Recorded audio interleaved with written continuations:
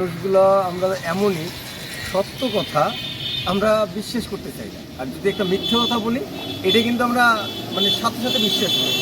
কিন্তু আমি কিন্তু এই যে রিভিউগুলো দিচ্ছি এগুলো কিন্তু বাস্তবতা তুলে ধরছি, কিন্তু আপনারা কেউ বিশ্বাস করতে পারতেছেন না।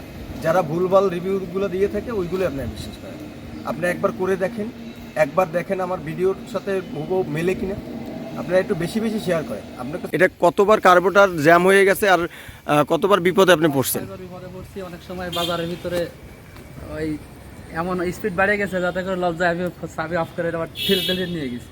জি, এরকম অবস্থা কয়েকবার চাবি করাইছি কিন্তু সমাধান পাইনি। ভাইয়ের এখানে আসলাম, আসার পরে ভাই সুন্দর করে কাজ করে দিচ্ছে। আমার অনেক ভালো লাগছে, আমার খুব ভালো মনে আছে। মানে স্থায়ী সমাধান কি আপনি পাইছেন? জি, জি, ভাই। যাক আলহামদুলিল্লাহ।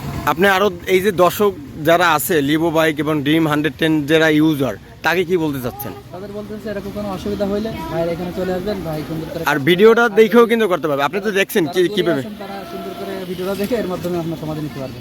সমাধান নিতে পারবে ইনশাল্লাহ। যাক, তা আপনার কি মানে ভালো লাগতেছে এখন নাকি? যাক আলহামদুলিল্লাহ। এটা কোন প্যারা দেওয়া